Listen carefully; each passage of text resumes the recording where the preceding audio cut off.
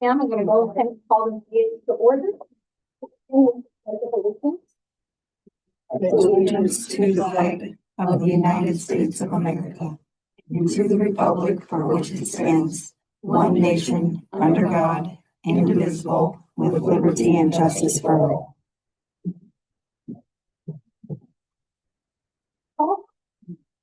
Lawson. Reister. Wyatt. Cook. Sewell. Here. Before I pass our motion to approve tonight's agenda, I am going to pull item H, a request from the police chief to hire 2 part-time officers rather than 1. We're still in some discussions about that. There's been some proposals and things, so we're still working through that. So we won't have that tonight. So I'll look for a motion then to approve tonight's agenda. Right. Okay, discussion? All those in favor, signify by saying aye. Aye. Vote. Okay, and before we begin the approval of the consent agenda, I had a question concerning the reimbursement to Steve Jordan, our building official, as for $3,200 for the training. What happened was he had received a scholarship to attend an International Code Council annual conference in Cleveland.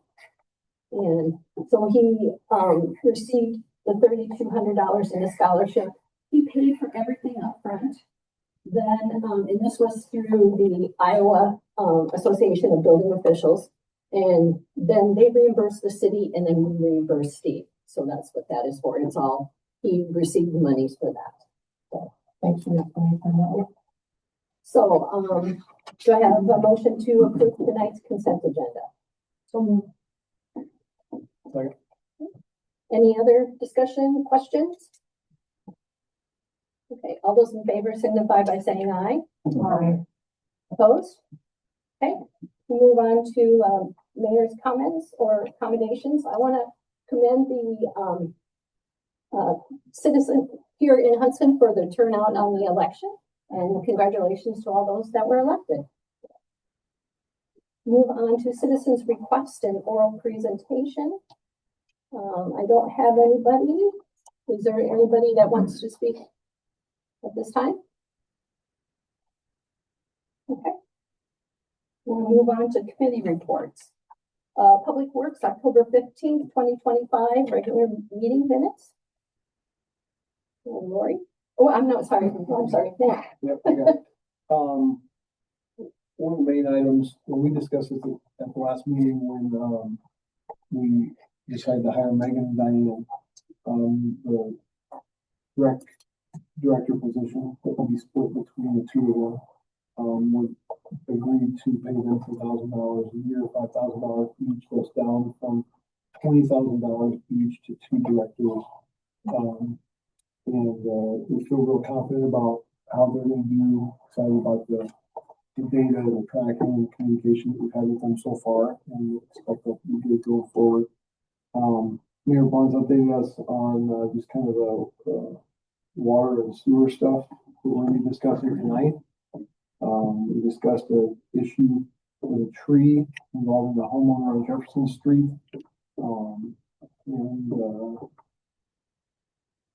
Decided that we're not going to accommodate that request because it didn't fit the criteria that is laid out for why the city will remove a tree. Jake gave some estimates on some ASPRO stuff, and we have to go back and try to find a less expensive option, which is good to do. And then there are some bricks downtown needing repair, and Jake's going to contact others about that, along with some stuff that needs to be cut in ditches. So that was that meeting on October 15th. Any questions from that? Okay, we'll move on to personnel, administration, and finance, October 27th meeting. No, Lord. Anything about this one. The opening item on the agenda dealt with just mostly discussion following a report back to the committee regarding action chosen not to be taken regarding the chief bank's wage increase. So there was discussion about that a little bit. but no action taken. There was also some discussion regarding the wage freeze on all employees and the fact that that's, meant to be obviously temporary, and that we hope to be looking at, raises when it's doable, when we know more about the budget, for example. Let's see. We also addressed the Megan Holdback Diane Roush hiring and recommended that to cancel, which then it was voted on cancel. So that passed 5-0 in personnel admin meeting, and then turned around and was passed at council. Let's see. We also addressed the recommendation to hire Cassandra Kubik for the full-time police officer. Good luck on that one. And went ahead and approved that 5-0 as well.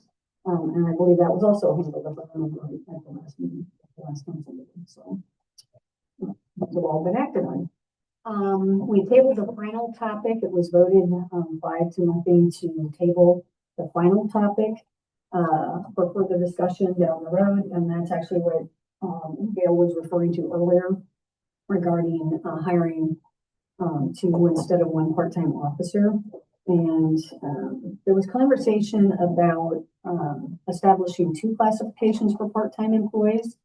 Part-time 1 being up to 29 hours per week, and part-time 2 being up to 15 hours per week.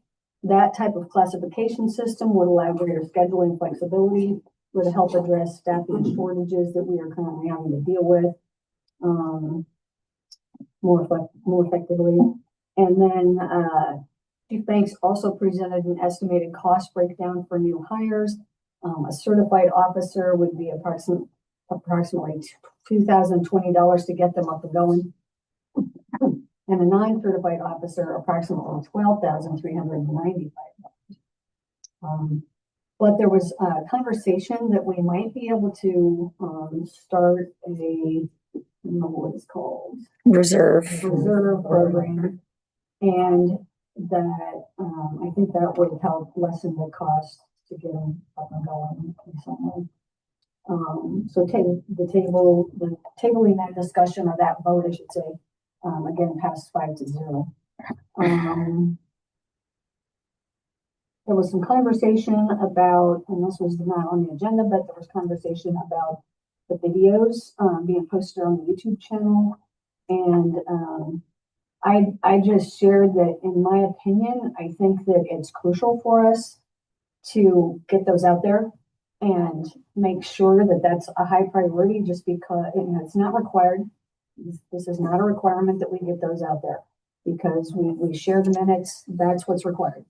But I think the general consensus was that, yeah, it would be great if we could just get the videos out there, because that just helps in trying to be more transparent, which is obviously something that needs to be, something that we emphasize.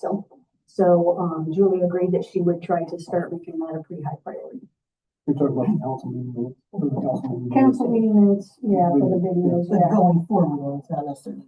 Exactly. She went back. Well, great. Yeah, I went back as far as I had on from when I started doing the Zoom meetings. So She had to figure out how to get into YouTube. yeah, it's just, yeah, She started doing it's, that. there's a, yeah, I But, could give you background, but yeah, it's just weird.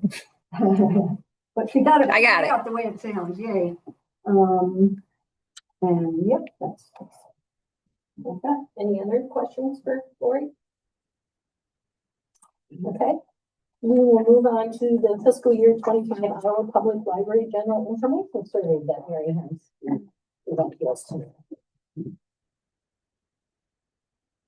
Another year going by. That is great. Thank you, Mary.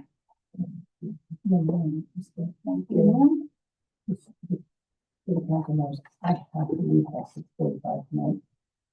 Do you want? I'm just wondering if you might want to consider moving the agenda. Well, it's up to her. If she's willing to, maybe, if you want to do some business items and present it, it might. I'm here for tonight. Okay. Whenever you. I'll get these fancy stuff. That would be great. I would appreciate that very much. You do your action items and then Okay. I can. do it. So, do I have anything to amend the agenda? So moved. And move on to the no government item. Yeah, all those in favor? Opposed? Okay, we'll go ahead and move on to our action items. General government, the city council maintains the right to waive the second and third reading of the ordinance presented, and we pass the first and final reading of the same ordinance within the same council meeting. All right. Item A, I'm going to open the public hearing regarding the water rights for 2026. Have we had any written No, we have not received any written or oral comment. No. oral comments? Okay, I'll go ahead and close the public hearing. We'll move on to item B, ordinance 925, to approve the updated 2026 water rates. First reading of this ordinance. The ordinance then our minimum charge goes from 1786 to 2085. And basically what we're doing is we're just passing along, we've got a 6.11% increase from the city of Waterloo for our water. And we're just passing that along. Then no additional increase or anything like that. Do you have a motion?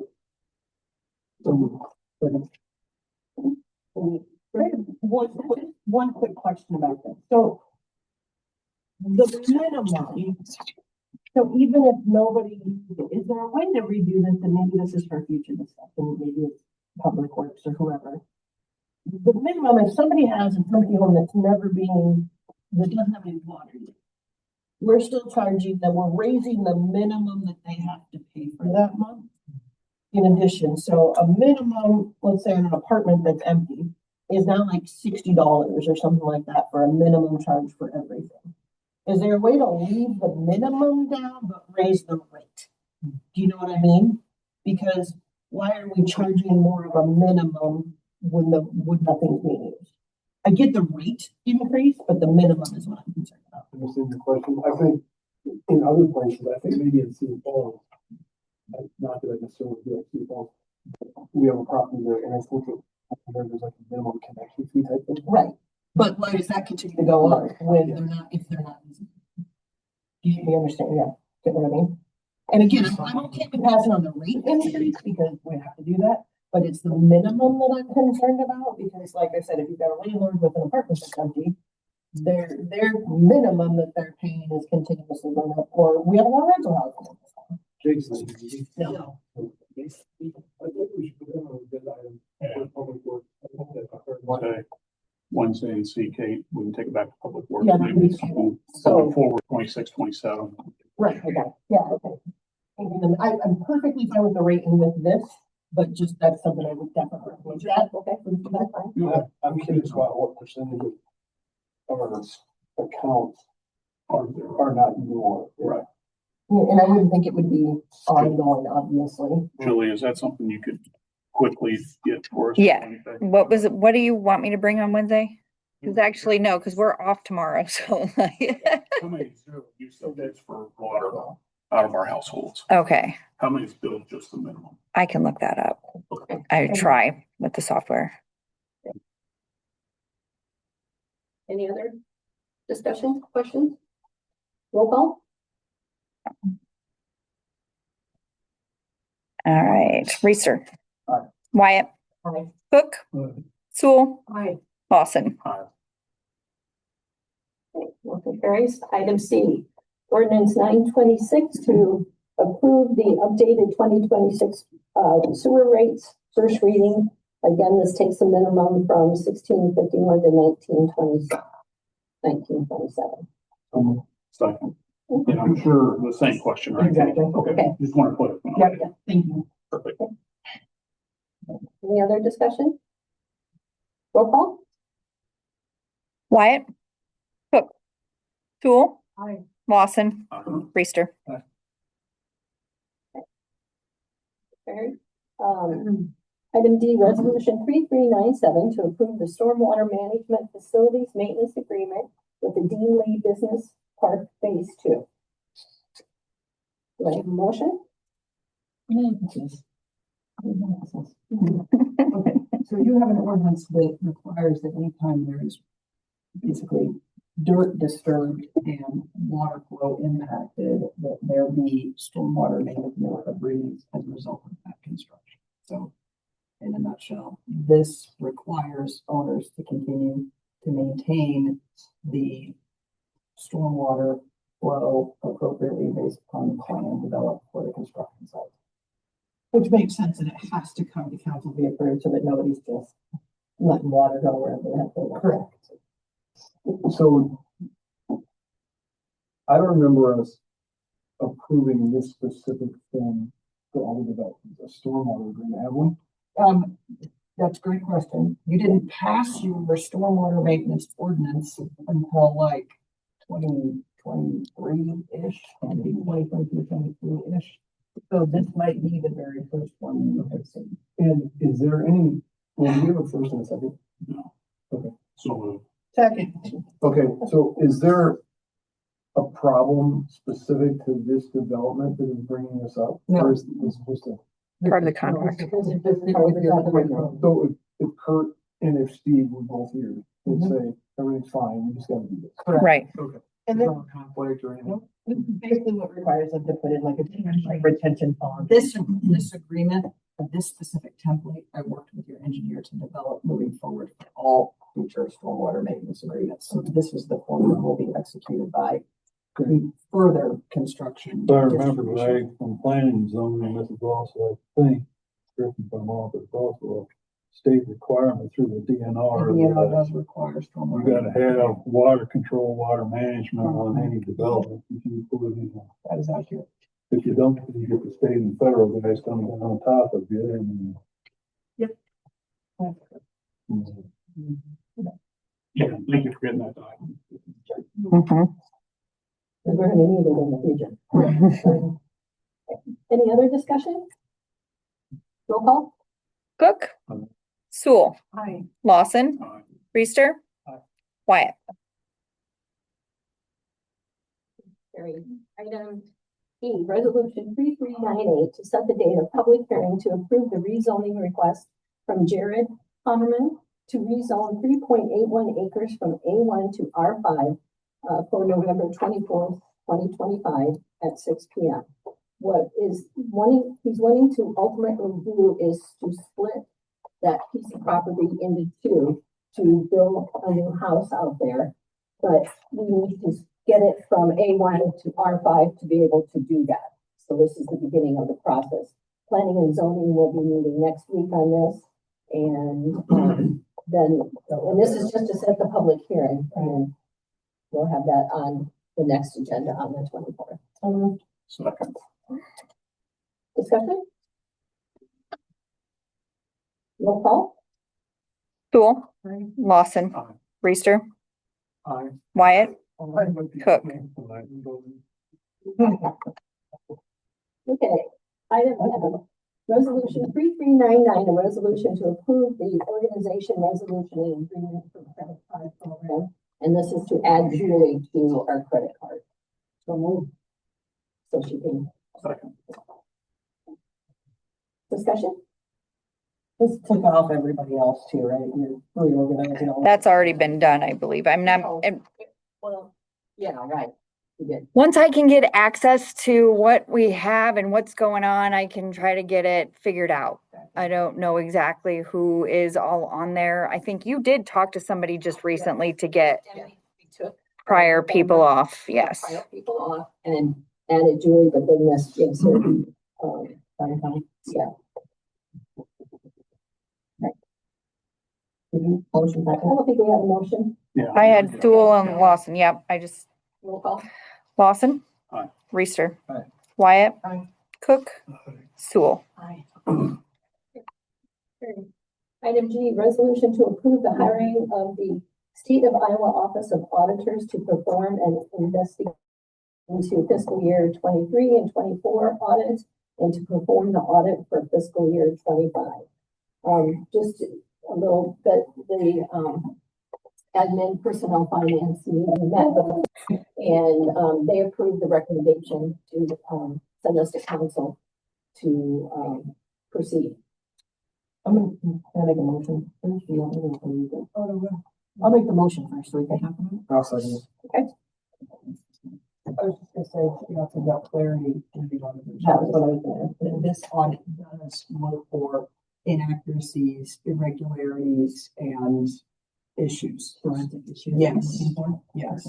Thank you for looking at it. And they felt, the state auditor felt pretty strongly about getting this started sooner rather than later. Yeah, I tried to put together a special meeting so we could approve it before now, but we couldn't get enough people, so that's how much they wanted me to get this in front of you guys, like to get it rolling. Thank you. Yeah. And just so everybody knows that the way the charges work, we don't know what it's gonna be. The financial way- charges. Yeah, they can't give us an idea of the cost, unfortunately.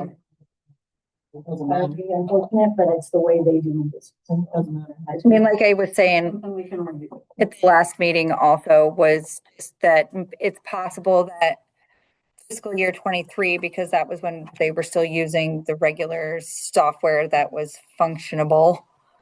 They could just be like, check, check, check, check, check. Okay, this isn't gonna cost just squat, like, but then the next two will definitely cost more, but I mean, they need to, it keeps unhooking and rehooking, I don't know why. And our fiscal year 24 audit by a third party, what do you call it? There were some, I don't know what I called it. Discrepancies or Yeah, there was just some concerns, and the state Yeah. auditor, I do believe, made comment that they intended to look into it a little further. So, they were ready to help, so. Way back, questions on how soon they'll. I don't. I know she wanted me to meet a week ago to get this approved, so I'm hoping once this is done, we can roll it out. Yeah. So once we do this approval, then Julie can get back to them. They need to hear from her requesting that. So she'll Yeah. get that on. Well, they needed the resolution and everything, so I will have this all squared away and On the council when that's done. oh, for sure, yeah. way back when we first started the discussion about this forensic audit and the blah, blah, blah, prior to March, April or whatever. There was initially conversation about us hiring, because it was gonna take the auditor's office too long. And so we initially talked about hiring some group called creative planning. We had that conversation with personal admin as well. Yeah. Yeah, so. And so we're doing this instead of that, Yeah. and everyone feels good about that. Or potentially. Share what you shared with the personal admin. I feel more comfortable using the state. I mean, and they do this on the regular. I mean, they have investigative audits, they re-audit, they do these things, they know what they're looking for, you know, and the other company was, right. And the other company wanted us to pick and choose what Right. to look through, where the auditor's office is gonna go through everything. They're not gonna say, point me in this direction. They know they know where they need to start. Generally speaking, I'm guessing they have a guide for this type of re-audit. Yeah, if we audited, they followed clerk departures in the past. Right. This idea of picking and choosing, you know, it's kind of, we don't know what we don't know. Yeah, So how do we pick and choose? great. And then my other question was, my understanding is one of the things that's taken us till now to even, like, I think back then we would have all thought, in fact, we went with that creative planning because we thought they could get at it quicker. Right, and that did solve the problem. And that was dependent though on us getting them information, which we never could really get them because we didn't have a real budget numbers and we go to D-Work, whatever it's called. Didn't have the staff. So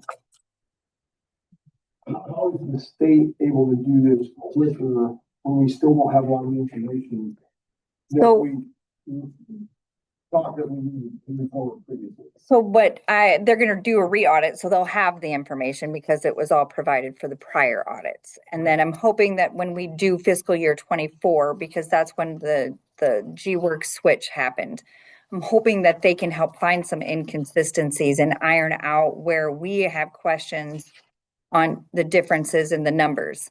So I'm hoping that by them coming in, they're gonna help find just the fund balances are tracking, you know, because they're used to looking at this stuff. And I'm sure this won't be their first rodeo with G-Works Cloud, you know, where it is for everyone else. So We also have somebody, we have Julie here that understands where to look for stuff to get for them too. where for the past 8 months, we have not had that, Yeah. and the time opportunity to do that. So, And I'm worried almost too that if we do find some inconsistencies or anything, that if we do just pay the creative planning, that if there's anything that is irregular or weird, that the state's going to come in and say, no, we're going to do this audit anyway, Right. and then we're going to have to pay them. they're duplicating it. Right. That makes sense. Makes sense.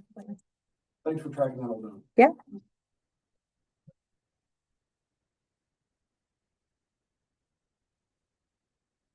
Bring out the right one. All right, Reeser, Wyatt, Cook, Okay. Sewell, Aye. Lawson. Aye.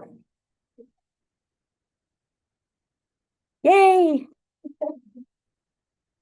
So I think, Mary, we can go back to. Okay. Thanks, Heather.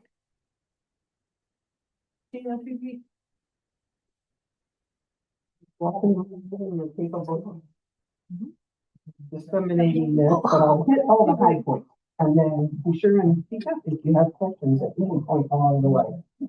Yeah. Come on, here.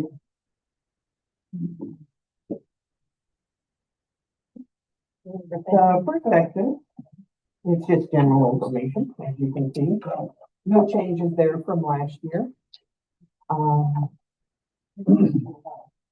Pretty simple. We did increase in size, though. We went from a size C library to a size D library, and the population has been surpassed 2,500. All the way up by it's a different category. Thanks to multiple.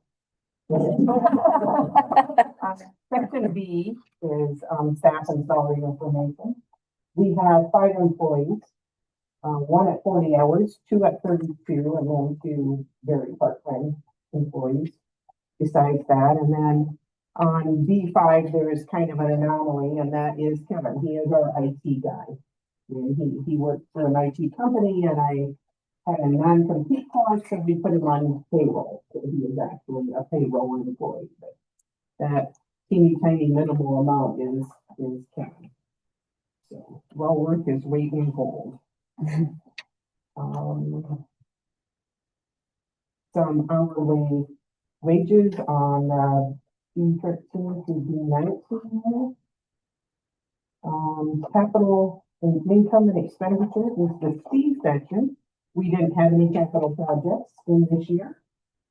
We replace things as we have to, and we have a replacement schedule, formerly part of our reserves program. So we work our way through that. Example, when the server comes up every 5 years, then we have had reserves set aside for that. And other things of that nature, but that is not considered a capital project. Because Mary, I got a question. Did Yeah. you say we could interrupt you? Yeah. Okay. Back on the hourly wages. Is it normal for the department heads to get paid more than the director? Or am I understanding it differently? It says the average hourly wage of the directors versus the. No, I think the purpose of that question is so that you compare yourself as a department head with the average salary of all the department heads in the city. Okay. It's not because Oh, this is one not should like- be more than the other. It's just comparing. This is the average of all of our departments. And public works. Oh. Yeah. Okay. Yeah, it's comparing the director's wage to the average of all the department. Got heads, it. Got it. Including the director. Yeah, not department heads Yeah. within the library. No. Department heads in the city. No, in the city. Got it. Okay. Sorry to interrupt you. That's okay. You'll see, the D section is the operating income. We receive money from the county for service to Blackhawk County residents. Every year we ask for an increase, but they still don't quite carry their weight. When you compare them to the per capita for city residents, we get a minimal amount of money from the state. That was $3,314 there in D7. And then the difference, the rest of our city income received is city income. So that's how that is arrived at.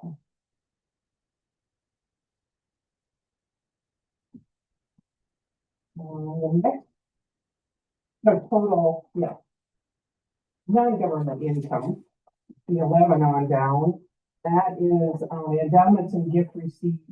That's our solution. That was 8,560. That was up 3,695 for that year. But we depend greatly on them, especially now we're up to like $10,000 of our budget that they are carrying for us for this fiscal year. So we're very grateful for their support and for all the people that support the foundation. We don't receive that much income on the side, fines and fees, things like that. We've mostly done away with fines because we realize that it is not worth what it costs to collect them, deal with them. I was just gonna ask that. Well, I mean, a nickel a day, and then you're putting staff on that. That doesn't be quite. But also, it hurts the people that just can't pay them and never will be able to pay them, and then that child can't check out a book, and it just is all counterintuitive all the way around. So we are pretty much down to just charging for copying and replacement fees. If you don't bring something back, you do have to pay for it. So I know that. The next section, operating expenditures, the D section, you have total salaries and wages, which is by far the largest part of our budget. And then we have a section that is employee benefits. That's FICA, HIPERS, and insurance premiums. That gets to the total staff expenditures, and then you have what we spend on the grant collection, foundation, book subscriptions, DVDs, the Realia, the library of things. Currently, books, hardcover copy, retail is $29 to $40 for a hardcover book. My discount when I purchase is 25% to 42.5% currently with the new book vendor. So that's a place where the library really saves the community some money. You use check out one or two books in a year, and your tax dollars are right back in your pocket. And the fact that we get that kind of a discount means that you've got some consortium purchasing going on there too. So you get someone like Daryl and Sandy that are voracious readers, and they're really getting a return on their investments. So that's a good way that people can save on their bottom line. And the thing we also see is when the economy gets tough, we are more used for those sort of things, including streaming services. People, all of a sudden, we see a rise in the circulation of TV movies and things like that. So it's pretty much a one-to-one correlation usually when the economy gets tight. It's also an equalizer. You might not have internet or Wi-Fi or whatever at home, or you work from home and your service is down and they tell you they'll be there in 3 days, but you have a business service and so we're still up. You get a lot of people during those times too. So the non-fit question, the library of things we call it, is kind of a fun one. We circulate games, electronic equipment like old 16 and 8mm movie projectors. Something that's very popular is our radon detector. That's one that I found that can be reset easily and then, put in your own home. We have circulated Wi-Fi hotspots. They're pretty much always out. And some sporting equipment, including discs for the golf course down here. So that's all pretty popular, and we're always wanting more recommendations for that too, because there are other things we can add to that collection. Some of them have complete tool gardening collections, the sky's the limit. There's a lot of things you need for 1 or 2 times, but you don't need to own. Tools are expensive, so it's a good way to use for that too. Then you can use the downloadable circulation, and that continues to increase every year. The total collection was 30,494. Of that, the downloadable information collection was 9,700. So it's about a third of our, what we spend on library materials is now downloadable stuff. And then the section E is what's actually in the library portion, what we own. From the books we own, 28,918. Audio materials, video materials. Okay, well, I keep thinking that'll be the end of that. So audio CDs, I no longer buy those, but are downloadable. Our streaming audio service continues to rise every year. That's very popular. And very easy to use too. So the total physical items held at the end of the year was 33,086. Next section. This gets into more questions about the downloadable, what we provide, what we don't. We actually have a program called Advantage that we buy. We're part of the consortium called Bridges in Iowa, but we also put more money from our budget into the Advantage program. So I can look on there and see there are 5 of my patrons waiting for this book, then I'll buy a digital copy of it. And then it goes first to my patrons and then out a year later into our consortium.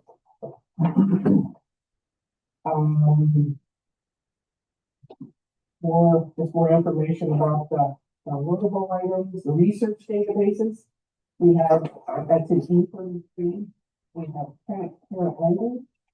Heritage Quest and Ancestry are both genealogy tools.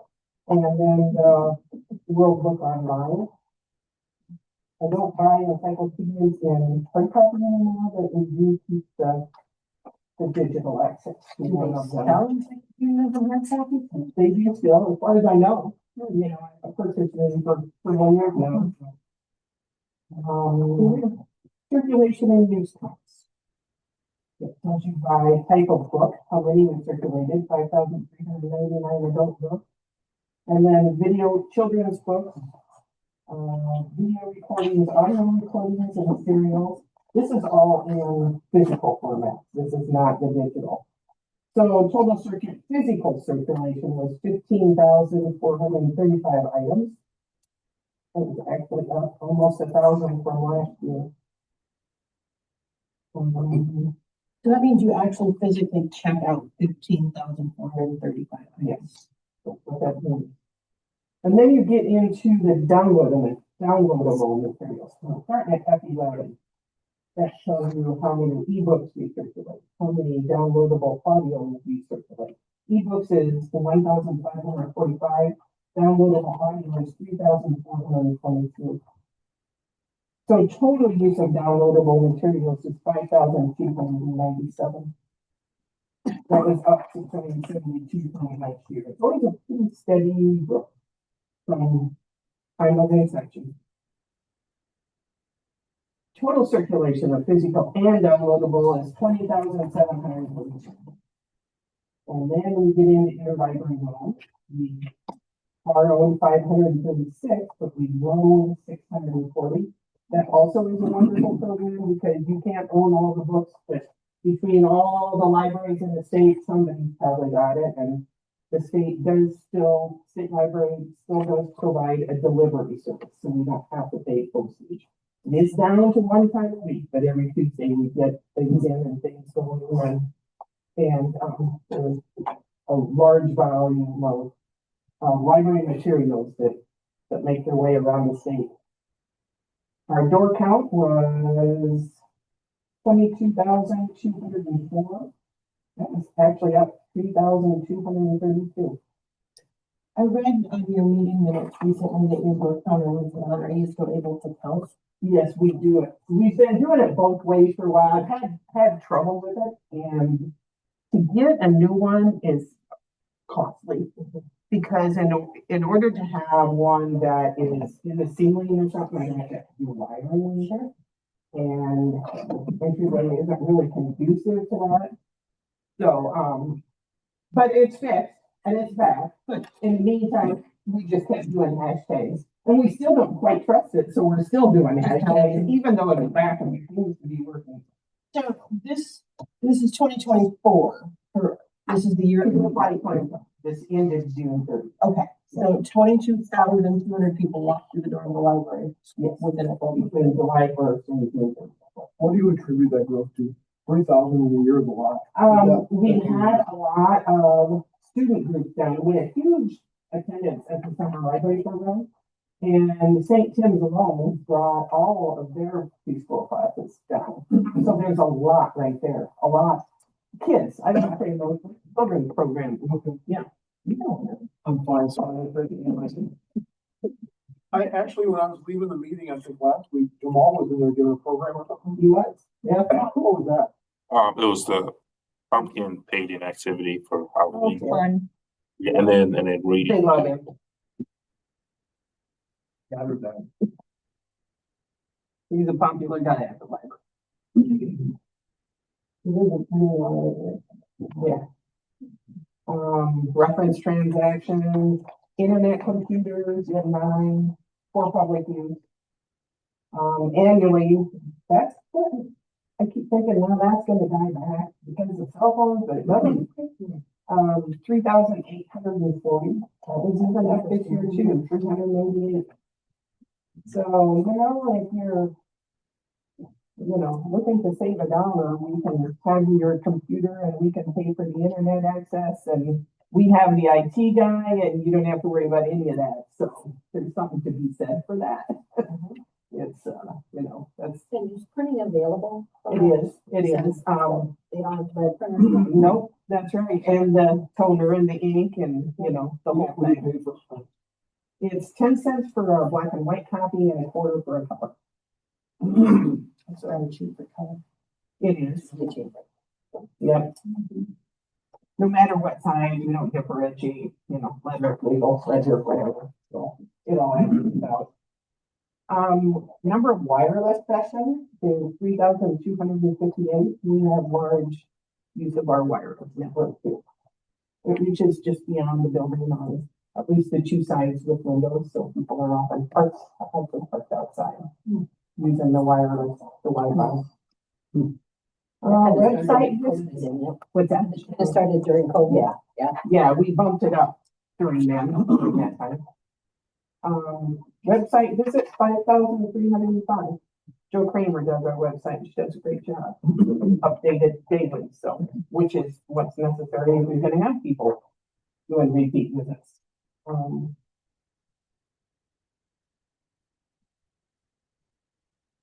Let's see.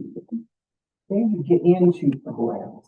And that's, I'm not going to go through, the next several pages. It's going to be just straight to G40, the G40. You get the summary of all those previous issues. How many adults, how many kids, how many on-site, how many off-site. Total number of people attending live library programs was 5,956. Total number of programs was 328. So you can see that, the breakdown there on, children, adult, family, which is interesting too, so.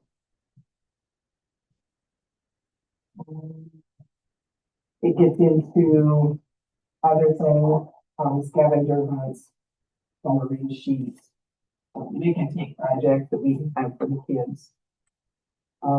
We estimate we don't have the story walk like the traditional ones with the sound outside somewhere in the park, but we put it in the window.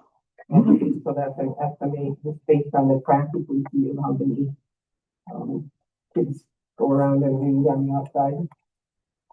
We'll do a story hour, I guess you'd call it, for adults from North Star. And they love that. It's already on the outside of the building, so that's always fun to do with them. Library buildings, this is just hours and square feet. Our hours didn't change in this fiscal year, but that will be next fiscal year. We cut 2 hours on Friday mornings and 3 hours on Saturday afternoons. Have you actually done We did that starting July 1st. Well, we picked the 2 times where we had least traffic. And I think people have adjusted to it, but You'll see a change in that next year.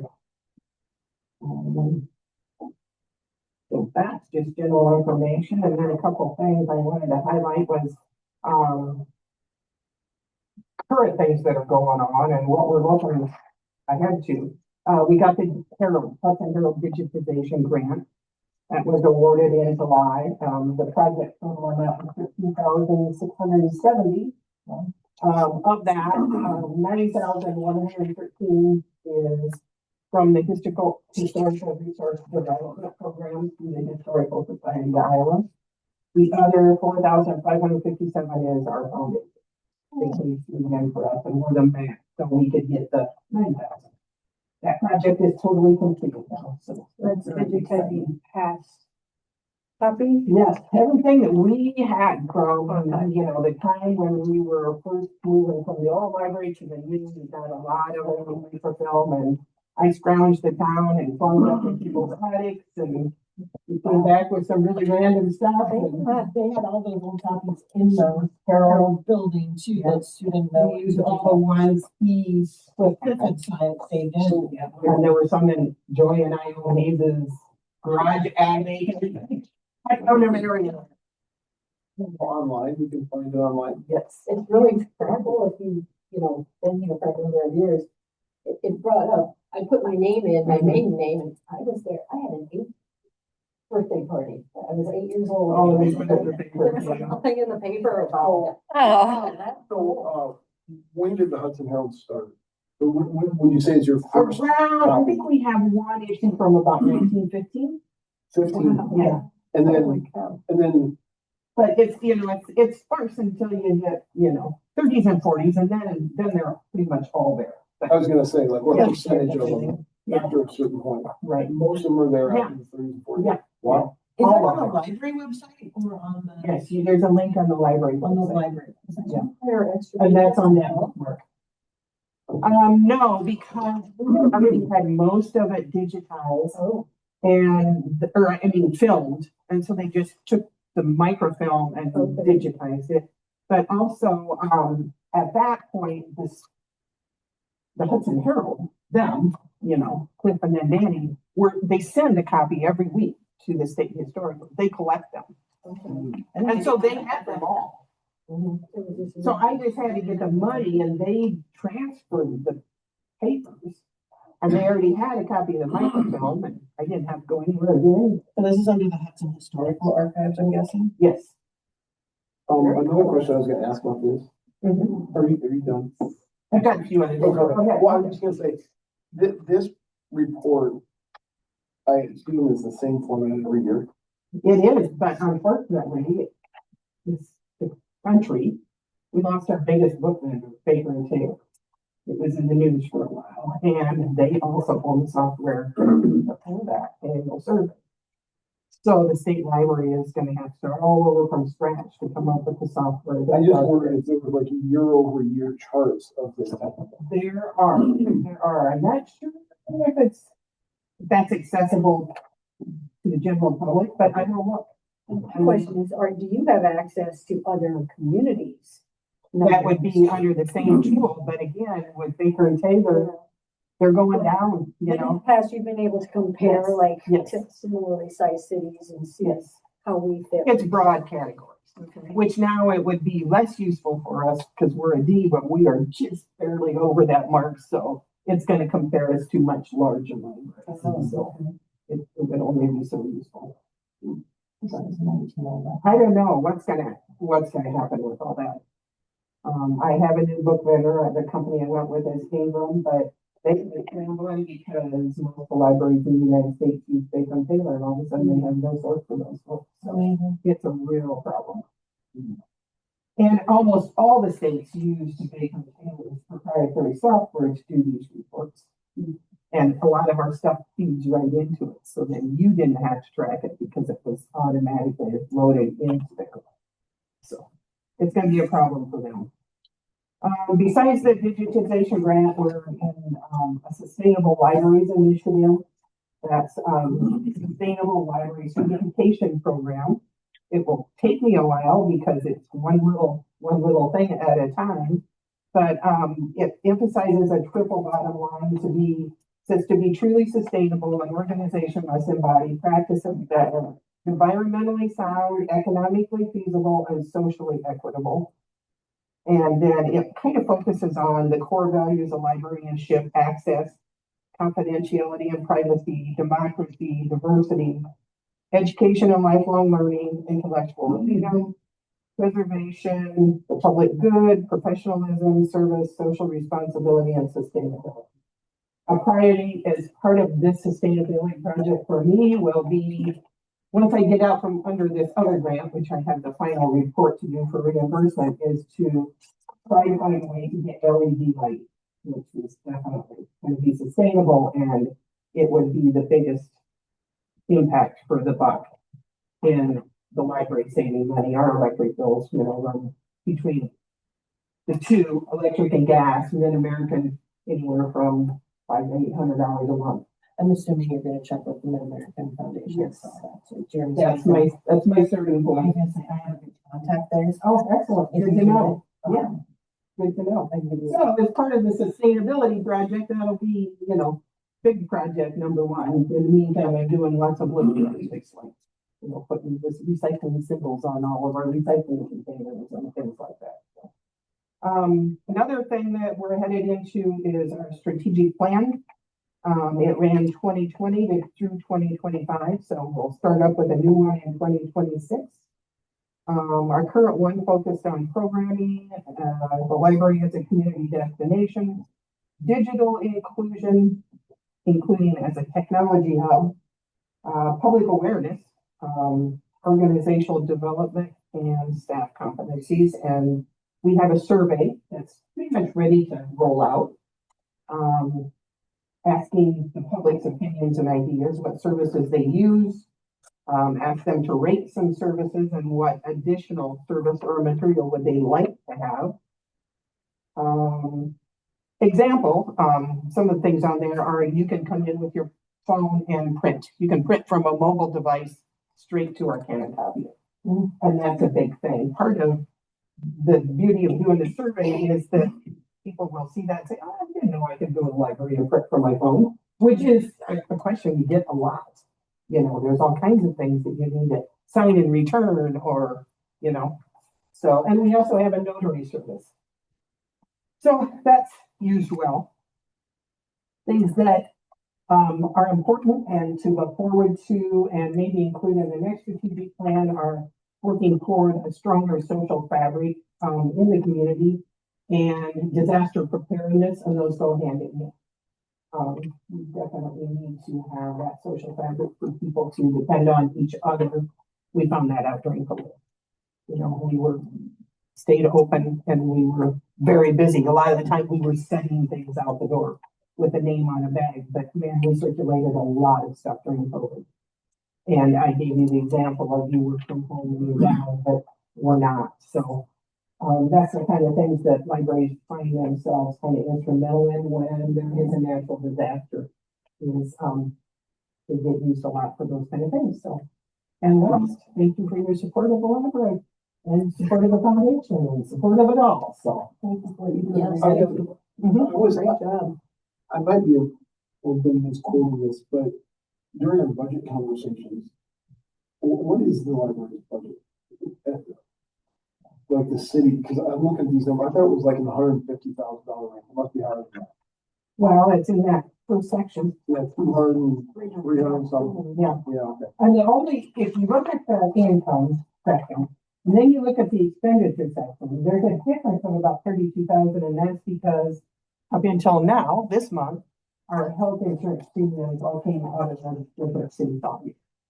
And they are now, but I still account for them in here. So that's why those two bottom lines don't have, it's that. I've been misquoting the budget. Oh. So I'm correct. Any other questions? My email's on that bookmark, so if anything comes up as you look through those, just don't hesitate. Thanks. Thank you so much. Thank you. Thanks, Mary. Yep.